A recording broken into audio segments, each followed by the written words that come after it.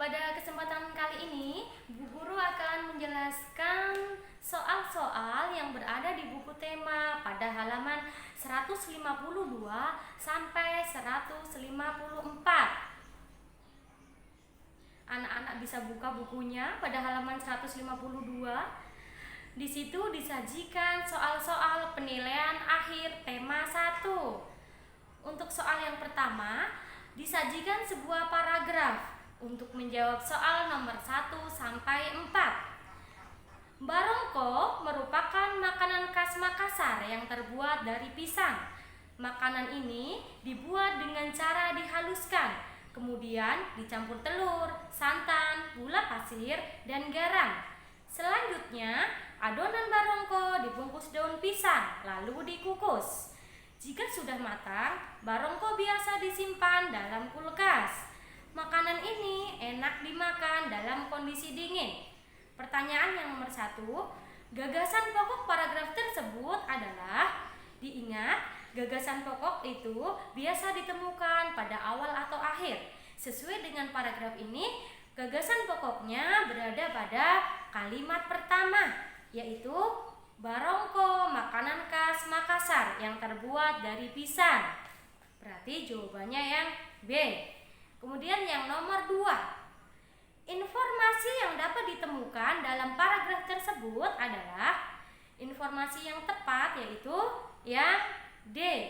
Barongko dibuat dengan cara dikukus. Nomor 3, barongko merupakan makanan khas provinsi. Sesuai bacaan, jawabannya adalah yang D. Sulawesi Selatan.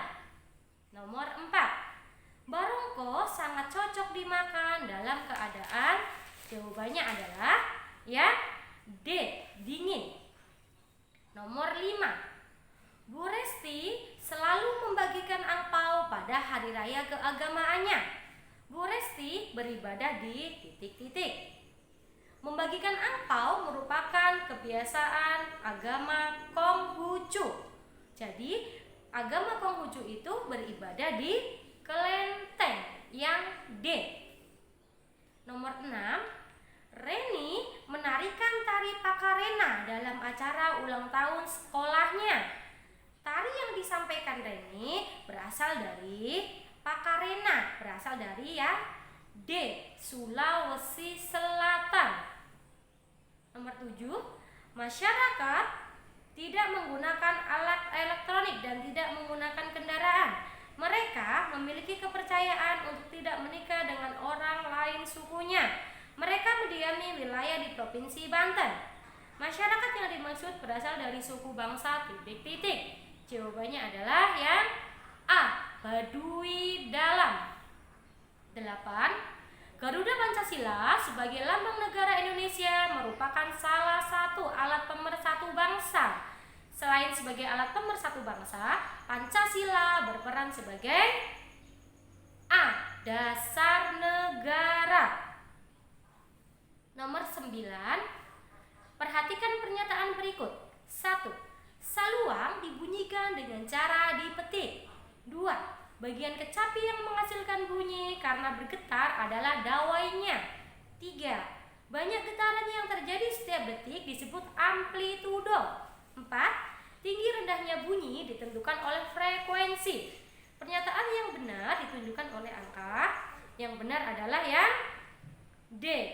2 dan 4. Nomor 10. Hewan yang mampu mendengarkan bunyi frekuensi lebih dari 20.000 Hz adalah D. Kelelawar. 11. Contoh bahan peredam bunyi terdapat pada kolom yang B. Kapas, spons, dan wol. Berikutnya, perhatikan gambar berikut. Disajikan gambar telinga. Berdasarkan gambar tersebut, pasangan yang tepat antara nama bagian telinga dan fungsinya adalah yang B. Gendang telinga fungsinya untuk menerima dan memperbesar getaran bunyi. Nomor 13, Penduduk asli daerah Sulawesi Barat adalah suku B, Mandar. Berikutnya nomor 14. Upacara tradisional ruatan dilaksanakan oleh masyarakat di Pulau D, Jawa. Nomor 15. Perhatikan bahasa daerah berikut. 1. Alor, 2. Bima, 3. Bali, 4. Flores. Bahasa daerah yang digunakan oleh masyarakat Nusa Tenggara Barat ditunjukkan oleh nomor. Nusa Tenggara Barat menggunakan bahasa Bima dan Bali. Jawabannya adalah C. Nomor 16. Sikap menghormati keanekaragaman budaya tampak dalam tindakan A. Mempelajari kebudayaan suku lain. 17. Dina menari menirukan gerak kelinci melompat. Gerak tari yang dilakukan Dina termasuk gerak maknawi. D. 18. Tantri melakukan gerak tari dengan memutar pergelangan tangan, lalu menggelengkan kepala ke kanan dan ke kiri. Tantri melakukan gerak tari tidak menirukan gerak apapun. Gerak tari yang diperagakan tantri termasuk gerak B, murni. 19. Dadang memperagakan satu gerak tari. Dadang melakukan gerak melompat sambil membawa properti tombak. Dadang memperagakan gerak tari dengan level tinggi. Berikutnya, nomor 20. Didi dan Dadang memperagakan gerak tari dengan menggulingkan badan di lantai. Mereka memperagakan gerak tari dengan level rendah. D, rendah. Oke, sekarang anak-anak perhatikan. Sekarang bagian B. Pada bagian B ada paragraf untuk menjawab soal nomor 1 dan 2.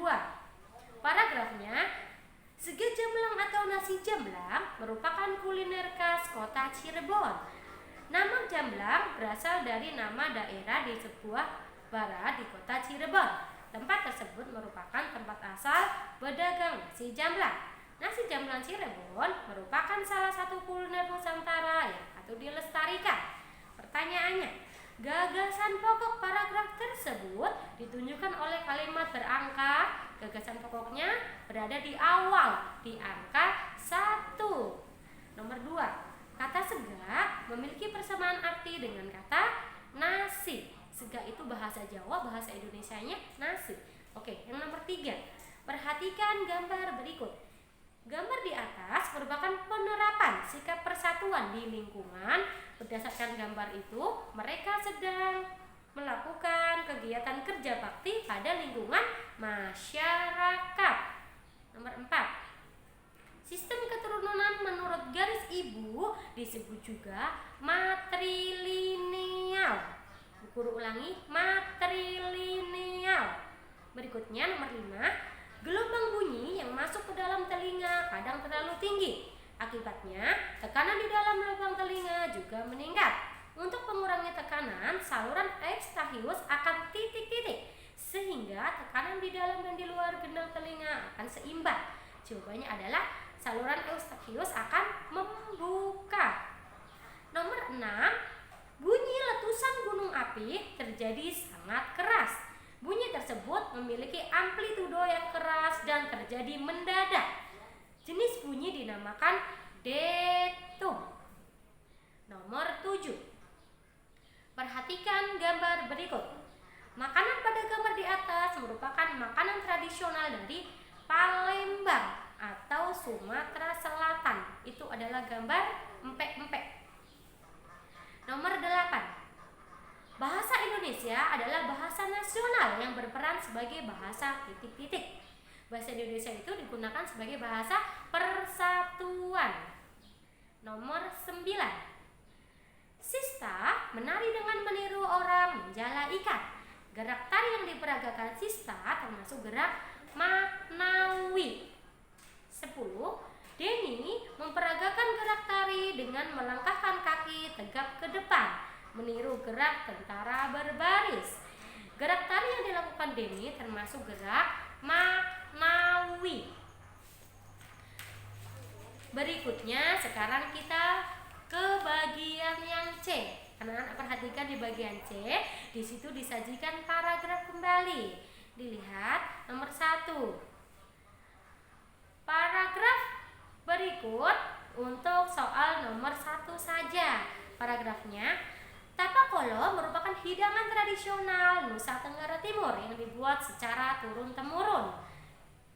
Kata tanpa berarti arti bakar. Sementara itu kata kolo berarti memasak dengan bambu. Jadi tapak kolo mengandung arti memasak makanan di dalam bambu dengan cara dibakar. Yang ditanyakan gagasan pokoknya. Gagasan pokoknya yang mana? Ya, gagasan pokoknya adalah yang kalimat pertama. Ya, tapak kolo merupakan hidangan tradisional Nusa Tenggara Timur yang dibuat secara turun-temurun. Nomor 2. Kamu akan belajar kelompok ke rumah teman. Secara bersamaan ada ibu-ibu yang sedang membeli sayur di depan rumahmu. Apa tindakan yang akan kamu lakukan? Tindakannya apa? Kita harus menyapa orang lain, karena menyapa orang lain merupakan cerminan dari rasa persatuan. Bersikap ramah dan sopan akan menciptakan kehidupan yang harmonis. Berikutnya, yang nomor 3. Jelaskan macam-macam bunyi berdasarkan frekuensinya. Bunyi berdasarkan frekuensinya dibedakan menjadi 3. Yang pertama, bunyi infrasonik. Infrasonik adalah bunyi yang frekuensinya kurang dari 20 Hz. Yang kedua, audiosonik, yaitu bunyi yang frekuensinya antara 20 sampai 20.000 Hz. Yang ketiga, ultrasonik, yaitu bunyi yang frekuensinya lebih dari 20.000 Hz. Yang nomor 4, mengapa toleransi antar suku bangsa dapat mempererat persatuan dan kesatuan bangsa? Karena dengan adanya toleransi, kita bisa menunjukkan perilaku saling menghargai, saling menghormati dengan suku bangsa lain. Yang nomor 5, apa hubungan gerak dengan unsur pokok gerak tari? Gerak pada karya tari tidak lepas dari unsur pokok gerak tari. Karena kenapa? Karena unsur pokok tersebut terdiri dari tenaga, ruang, dan waktu. Gerak memadukan unsur pokok tersebut akan menjadi gerak yang indah. Ya, jadi seperti itu penjelasan pada penilaian akhir tema 1. Untuk penilaian akhir tema 1, nanti anak-anak tulis jawabannya pada kertas HVS khusus untuk penilaian akhir tema 1 saja.